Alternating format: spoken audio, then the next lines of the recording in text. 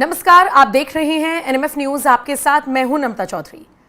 न्याय के लिए उच्च न्यायालय जाना और उससे उम्मीद रखना कि हमारे साथ कुछ गलत नहीं होगा, कोई गलत फैसला नहीं सुनाया जाएगा, बिल्कुल भी गलत नहीं है। उच्च न्यायालय पर सबको भरोसा होता है और हमने देखा है कि साल दर साल गुजर गए हैं। सुप्रीम कोर्ट कई मायनों में लोगों के लिए एक मिसाल बना है। लेकिन अगर सुप्रीम कोर्ट के कोई जज कहें कि उनसे एक फैसला सुनाने में गलती हो गई थी, तो फिर आप क्या कहेंगे?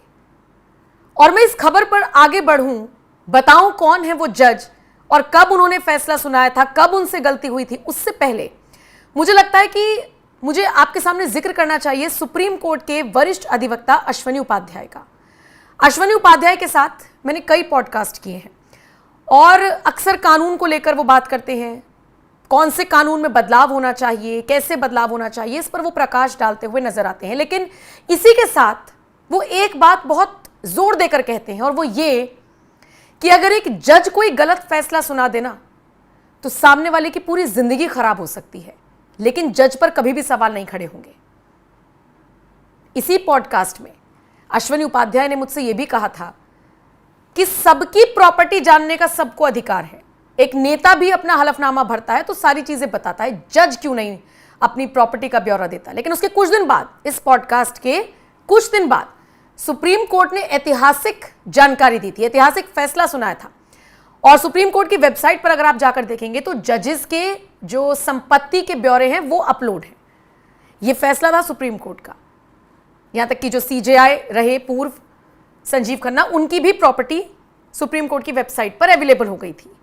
लेकिन अब बात करते हैं उस खबर की जिसने हर किसी को चौंका दिया है। मतलब सुप्रीम कोर्ट के जज खुद बता रहे हैं कि उनसे एक फैसला देने में गलती हो गई थी। वो खुद इस बात को एडमिट कर रही हैं। लेकिन सवाल उठता है कि जज रहते हुए जब उनसे गलती हो गई, उन्होंने गलत फैसला सुना दिया, तो फिर और किससे उम्मीद लगाई जाए? मैं बात कर रही हूं सुप्रीम कोर्ट के जज जस्टिस अभय एस ओका की, जिन्होंने खुद कहा कि हम भी इंसान हैं, जज भी इंसान ही होते हैं और उनसे गलती हो जाना स्वाभाविक है। अदालत में फैसला करते समय उनसे भी गलती हो सकती है, हुई है। उन्होंने स्वीकार किया है कि जब बॉम्बे हाई कोर्ट के वो जज हुआ करते थे तो उनसे गलती हुई थी। 2016 का उन्होंने जिक्र किया है और बताया है कि घरेलू हिंसा के एक मामले में उनसे सही बात समझने में गलती हो गई थी।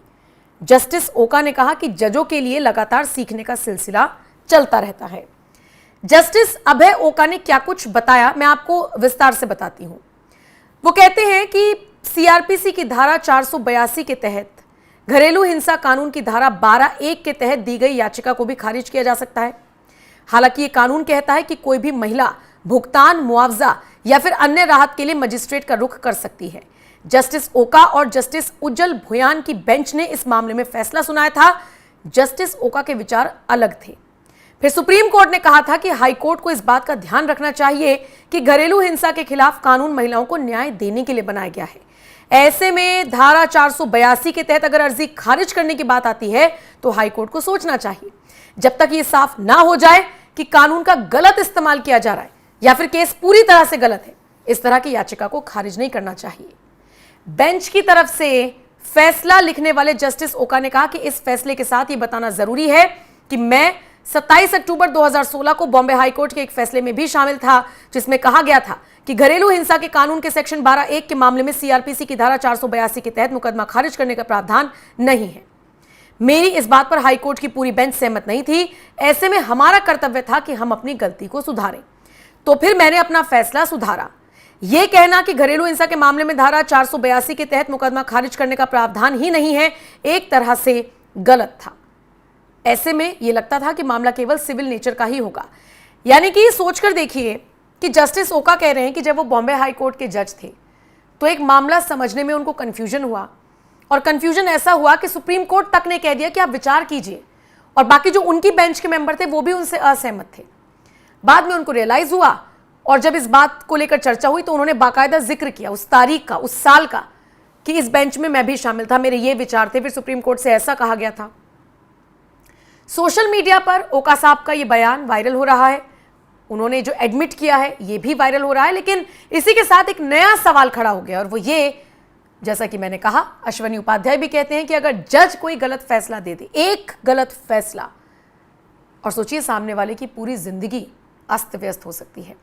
लेकिन कहना ओका साहब का भी ठीक, इंसान है, गलतियां हो जाती हैं, लेकिन फिर भी मुझे लगता है कि दोनों पक्ष हैं ये, मैं आपके हवाले छोड़कर जा रही हूं, क्योंकि जजों पर हम बहुत हद तक निर्भर हैं और जो कानूनी पचड़े हैं उनमें अगर इस तरह की कोई लापरवाही हो जाए या गलत फैसला दे दिया जाए तो चीज़ें बिगड़ सकती हैं, किसी की ज़िंदगी ख़त्म हो सकती है, किसी की ज़िंदगी बन सकती है।